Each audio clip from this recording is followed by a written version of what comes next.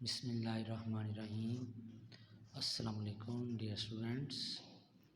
बेटा आज हमारे पास अनसॉल्व कॉम्प्रीहेंशन है और इनकी हमारे पास दो एक्सरसाइज हैं, अनसॉल्व 1 एंड 2।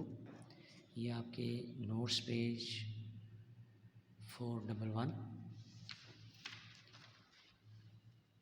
412 एंड 413 पर हैं और आपने उसी तरह से जिस तरह पहले किया है इनकी 3-3 मरतबा रीडिंग करनी है और फिर एक मरतबा आपने सिर्फ क्वेश्चन आंसर लिखने हैं, पैराग्राफ नहीं लिखना मेरा बेटा। तो आए पढ़ते हैं, बहुत आसान है। अबाउट 60 years ago, तकरीबन 30 साल पहले, the question of choosing a profession, पेशे को चुनने का सवाल, was not taken up seriously, seriously से नहीं लिया जाता था।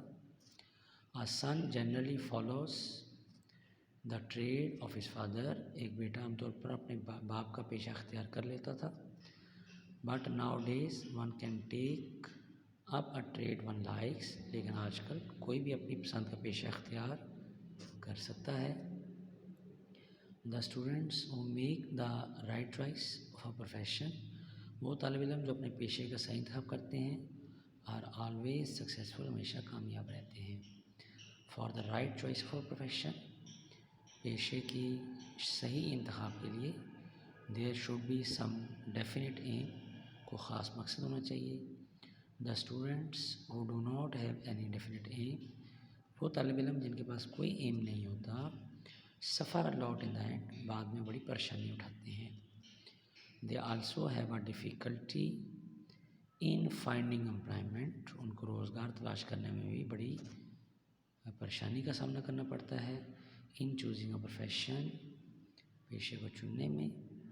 The teacher and the parents play very important part, teacher और वालिदैन बड़ा अहम किरदार अदा करते हैं। The teacher keeps an eye on his pupils, एक टीचर अपने तालिब इल्मों की निगरानी करता है।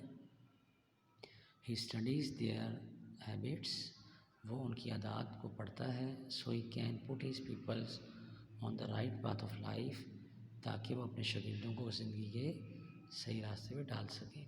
तो बेटा ये पैराग्राफ है आपके आने वाले जो आपके सब्जेक्ट्स हैं उसकी चॉइस के मुतालिक और फिर आपके रोज़गार के मुतालिक। क्वेश्चन देखिए, what were the conditions about the choice of profession 60 years ago, 60 साल पहले पेशे के इंतखाब में क्या सूरत थी। The people were not serious to choose a profession then, generally a son followed the trade of his father, उस वक्त लोग पेशे के इंतखाब के बारे में संजीदा न थे, आमतौर पर एक बेटा अपने वालिद का पेशा अख्तियार कर लेता। Why did the people not choose the profession seriously, they did not choose the profession seriously because generally a son followed the trade of his father, वो पेशा संजीदगी से नहीं चुनते थे क्योंकि आमतौर पर बेटा बाप का ही पेशा अख्तियार करता। Can a student of the present times choose his profession freely, क्या आज के दौर का तालिब इल्म अपना पेशा आज़ादी से चुन सकता है। Yes, a student of the present times can choose his profession freely, वो बड़ी आज़ादी से अपने पेशे का इंतखाब कर सकता है। क्वेश्चन नंबर 4 देखिए बेटा, नेक्स्ट पेज पे है।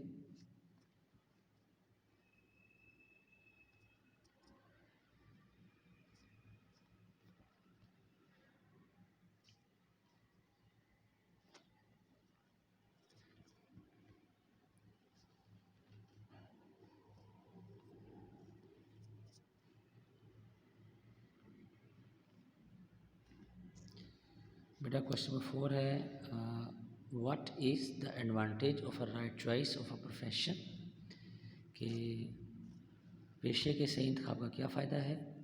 The right choice of a profession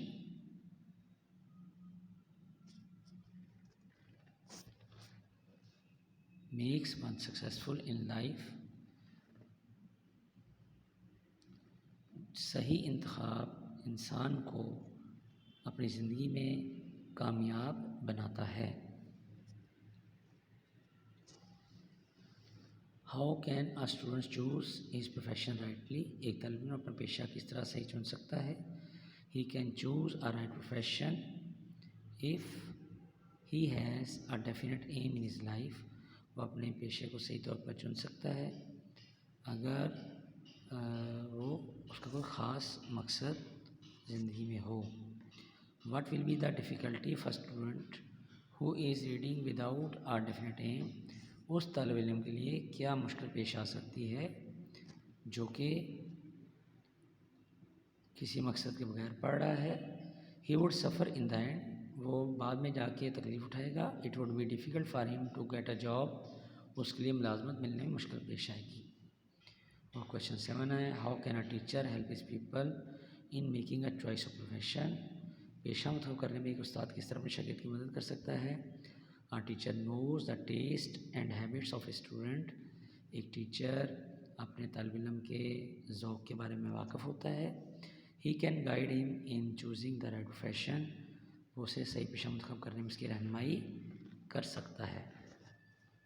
बेटा ये बड़ा आसान पैराग्राफ है, आपने इसको 2-3 मरतबा पढ़ना है, ये बड़ी आसानी से आपके पास कवर हो जाएगा। और अब हमारे पास है पैराग्राफ नंबर 2, और ये है बेटा जो कुम्हार मिट्टी बनाता है उसके मुतालिक, और उसने बताया कि मिट्टी किस तरह से बनती है, इसमें क्या टेक्निक इस्तेमाल होती है। तो आइए इसकी रीडिंग करते हैं। Making pottery on the potter's wheel is called throwing. The thrower is a very skilful workman, but there is another method of shaping articles. Articles चीज़ें आउट ऑफ क्ले, मिट्टी से, यानी कि मिट्टी से चीज़ें बनाने के और भी तरीके हैं। Moulding, a plaster mould is made, बेटा ये एक सांचा सा होता है, एक शेप सी बना लेते हैं, उसमें मिट्टी डालते हैं, निकालते हैं तो वैसी चीज़ बन जाती है। And the clay is pressed into it, मिट्टी इसमें दबा दी जाती है। This is a quicker and less difficult way and it must be use to make the things like handles, और ये मुश्किल चीज़ें बनाने में इस्तेमाल होता है। But all the most beautiful pottery is thrown, लेकिन सबसे खूबसूरत जो चीज़ें हैं वो पहिए पर बनाई जाती हैं, यानी कि वो जो पहिया घूमता है उस पर कुम्हार डालता है और उसको अपने हाथों से बनाता है।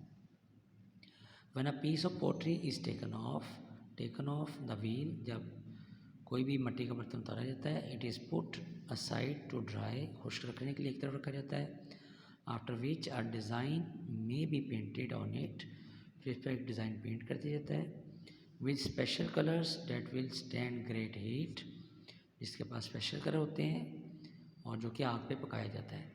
It is then ready to be fired, this is done in a large oven, और इसको एक बहुत बड़े चूल्हे में इन बर्तनों को पकाया जाता है, और किल्न या भट्टी में।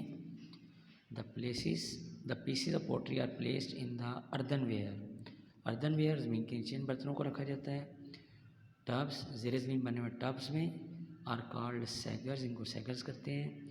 सो that the flames can not touch the pottery, ताकि शोले डायरेक्ट उस मिट्टी के बर्तन को ना लगें। इसका क्वेश्चन देखें, what is throwing? Making pottery on the potter's wheel is called throwing, कुम्हार के पहिए पर मिट्टी के बर्तन बनाना थ्रोइंग कहलाता है। और पेज 413 पर इसके बाकी आंसर हैं। What is the other method of shaping the article, चीज़ों को दूसरी शक्ल देने का और तरीका कौन सा है? Moulding is another method of shaping the articles. What is the advantage of moulding, सांचे पर चीज़ों को ढालने का क्या फ़ायदा है? It is a quick and easy way of making things. How does the potter make the designs on the pieces of pottery? He paints designs on pots with special colors. How are the pieces of pottery baked in fire? The pieces of pottery are baked in a large oven or kiln. They are put in earthenware tubs called the saggers. तो बेटा ये बहुत ही ज़्यादा आसान है, आप इसको इंशाल्लाह 2-3 मरतबा पढ़ेंगे तो ये आपको बहुत आसानी से कवर हो जाएगा। और एक बार तो आपने इसके क्वेश्चन आंसर ज़रूर लिखने हैं। तो बेटा ये बोर्ड में 10 मार्क्स का क्वेश्चन है और इन्हीं पैराग्राफ्स में से आता है, अनसीन नहीं है। मुझे उम्मीद है आपको समझ भी आया होगा, आपने एंजॉय भी किया होगा। Hoping for the best. मुलाकात होगी नेक्स्ट लेक्चर में। अल्लाह हाफिज़, बेस्ट विशेस।